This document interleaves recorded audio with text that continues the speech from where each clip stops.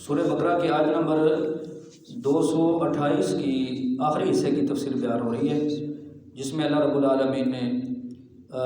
خواتین اور مردوں کے حقوق کے بارے میں ارشاد فرمایا۔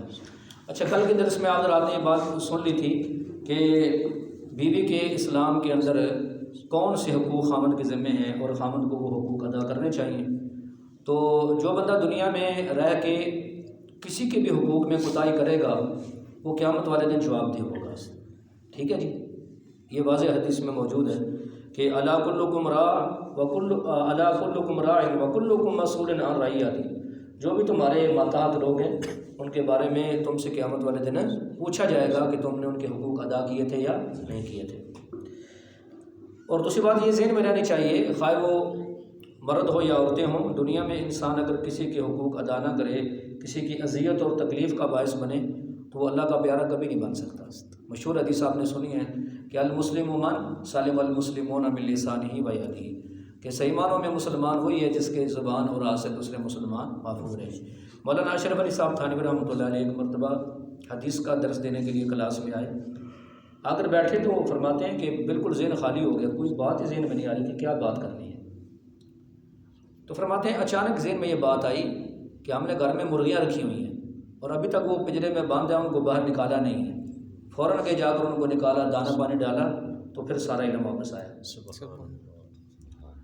مطلب اگر ایک چڑیا یا ایک مرغی بھی گھر میں رکھی ہوگی نا، اس کے حقوق بھی ادا کرنے ضروری ہیں، اس کے بارے میں بھی پوچھا جائے گا۔ تو چاہے جائے کہ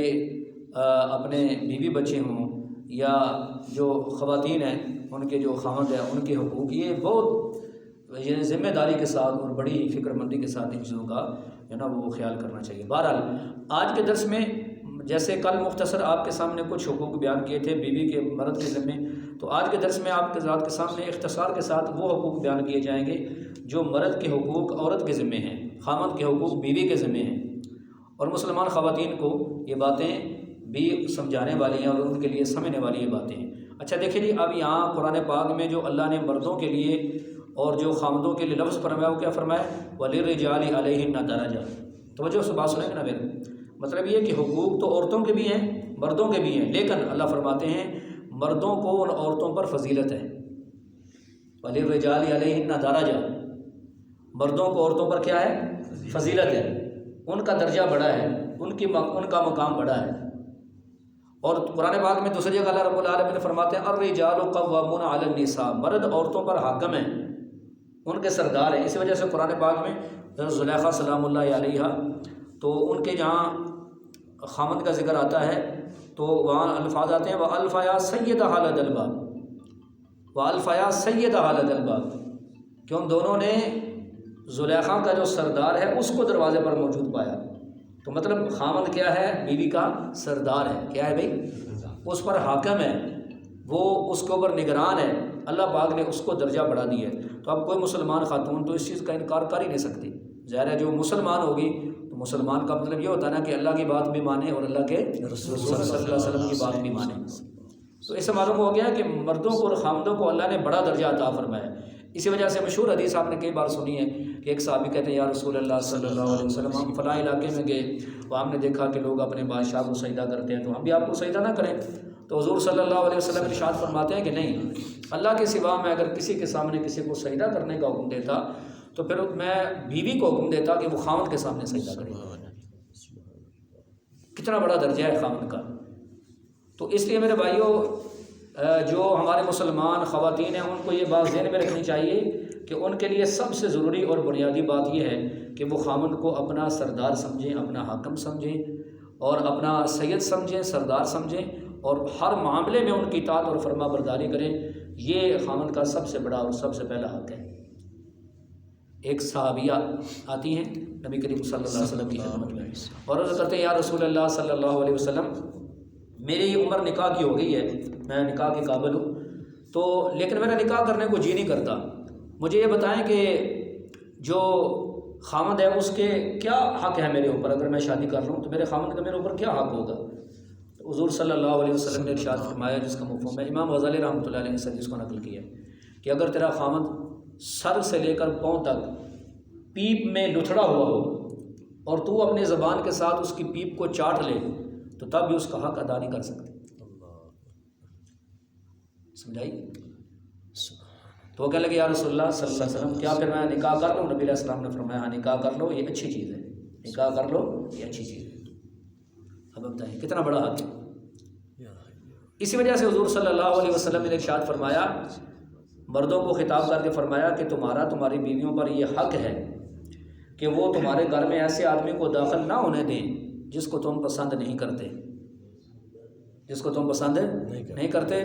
وہ تمہارے گھر میں داخل نہ ہوں۔ ایسی عورتوں کو فرمایا کہ تم اپنے خامدوں کی اجازت کے بغیر گھر سے باہر بھی نہ نکلا کرو۔ اور ایک حدیث میں آتا ہے کہ جو عورت اپنے خامد کی اجازت کے بغیر گھر سے باہر نکلے تو اس پر فرشتے لعنت کرتے رہتے ہیں یہاں تک کہ وہ اس عمل سے توبہ کر لے، تو جب تک توبہ نہ کرے تو اس پر فرشتے مسلسل لعنت کرتے رہتے ہیں۔ اور فرمایا تمہارا جو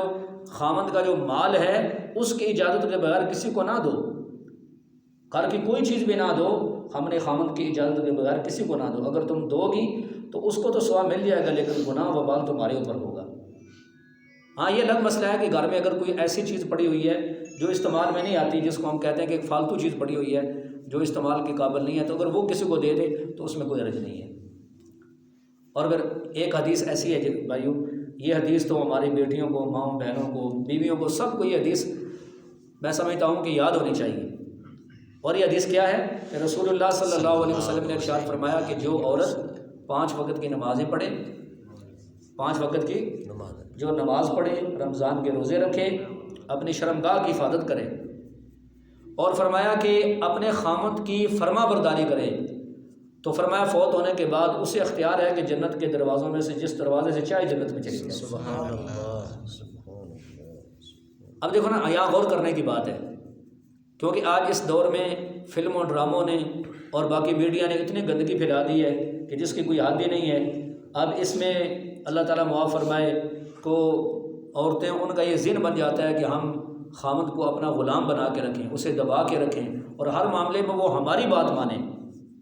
یہ ایک ذہن بنتا جا رہا ہے۔ تو حالانکہ میں نے عرض کیا کہ دیکھو اللہ تعالیٰ قرآن میں کیا فرماتے ہیں کہ مرد عورتوں پر کیا ہیں؟ حاکم ہیں۔ ان پر کیا ہیں؟ بولو، حاکم ہیں، سردار ہیں۔ اب دیکھو یہ جو حدیث آپ نے سنی ہے،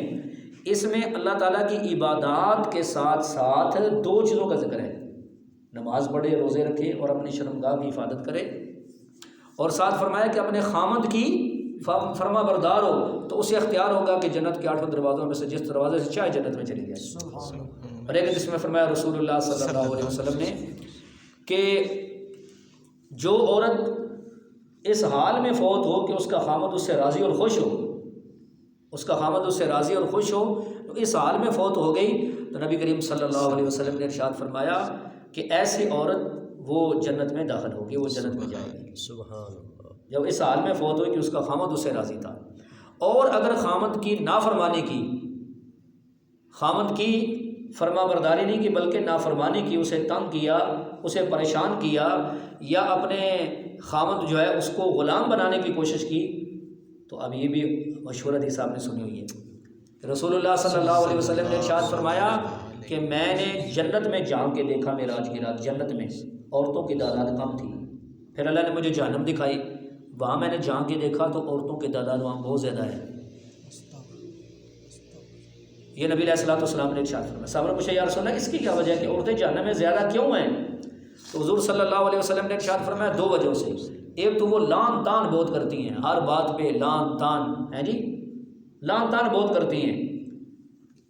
اور دوسرا فرمایا کہ خامدوں کی نافرمانی کرتی ہیں۔ اگر ایک خامد ساری زندگی ان کے ساتھ اس نے سلوک کا معاملہ کرے اور تھوڑی سی کوئی کمی آ جائے، کوئی پریشانی آ جائے، تو وہ کہتی ہے کہ میں نے تم سے کوئی خیر کبھی دیکھی نہیں ہے، کوئی بھلائی دیکھی نہیں ہے۔ اس وجہ سے نبی علیہ الصلوۃ والسلام نے ایک مرتبہ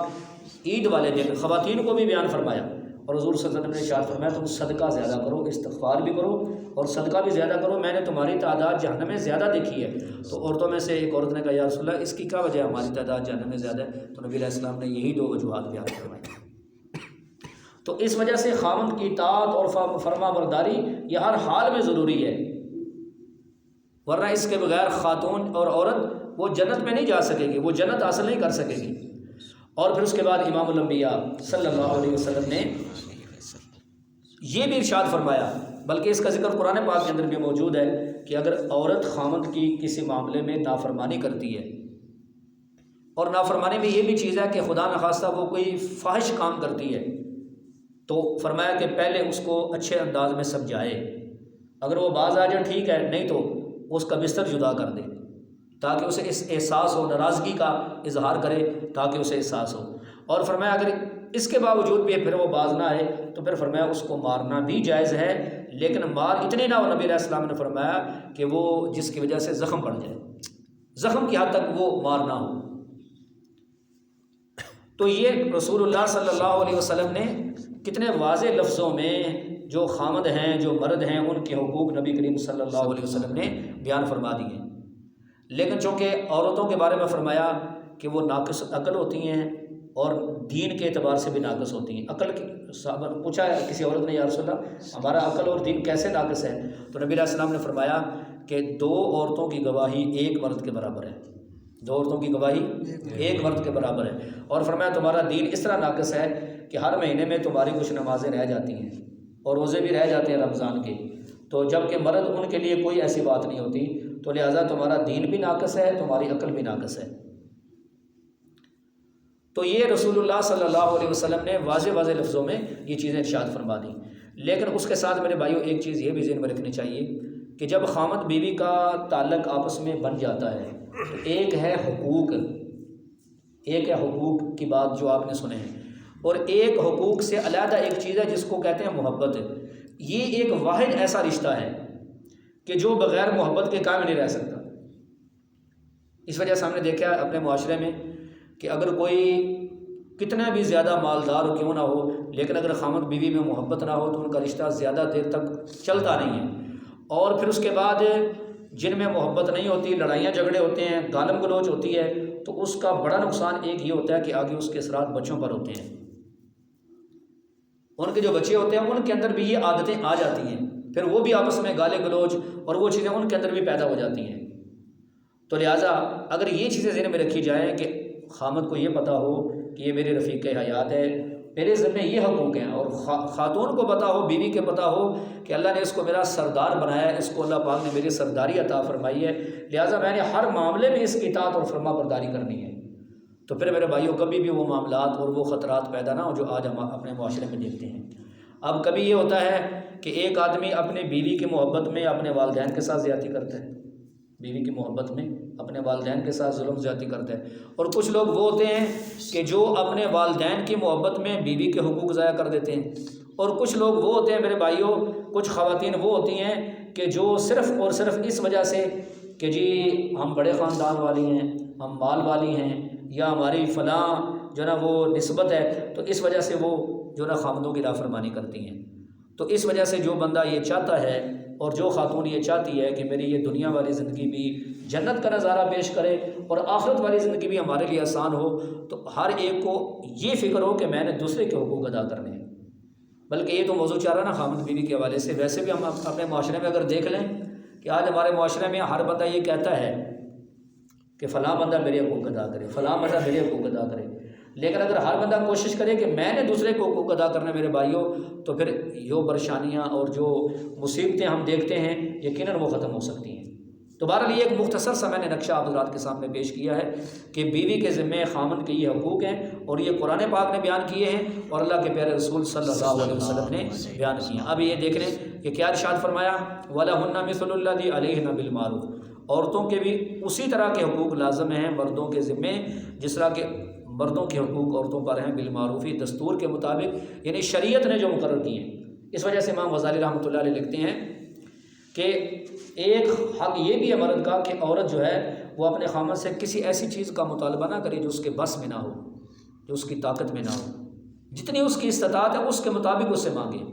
اور اس کے ساتھ یہ بھی حق بنتا ہے بیوی کا اور خامن کا یہ حق بنتا ہے کہ وہ اسے اس بات کی تاکید کرے کہ آپ حرام کمائی ہمارے لیے نہیں لائیں گے، ہم بھوک پیاس برداشت کر لیں گے لیکن حرام کا پیسہ ہمارے لیے مت لانا۔ امام غزالی رحمۃ اللہ قاعدہ لکھا ہے خاتون کو چاہیے کہ وہ اپنے مرد کو یہ بات بتائے اور یہ بات کہے کہ ہم بھوک پیاس برداشت کر لیں گے لیکن حرام کا پیسہ ہمارے لیے کما کے نہ لانا۔ اور آخری بات کہ جو سب سے بڑا حق ہے جو میں نے کل بھی عرض کیا تھا، وہ بیوی کے ذمہ ہے خامد کا، کہ بیوی اپنے خامد کی آخرت کی بھی فکر کرے، اپنی بھی آخرت کی فکر کرے اور اپنے خامد کی بھی آخرت کی فکر کرے کہ اگر اللہ کے وہ کسی نافرمانی کے اندر مبتلا ہے اور اس کے علم میں ہے تو آسن انداز میں اچھے انداز میں ہر طریقہ اختیار کرے کہ میرا خامد اس گناہ کو چھوڑ دے، اللہ کی نافرمانی کو چھوڑ دے۔ تو ارشاد فرمایا وَلِلرِّجَالِ عَلَيْهِنَّ دَرَجَةٌ، مردوں کا عورتوں کے اوپر بڑا درجہ ہے، ان کا مقام بڑا ہے۔ واللہ عزیز حکیم، اللہ زبردست ہیں اور بڑی حکمتوں کے مالک ہیں، اس لیے یہ سارے احکامات اللہ پاک نے عطا فرمائے۔ اللہ تعالیٰ سمجھنے کی اور عمل کی توفیق عطا فرمائے۔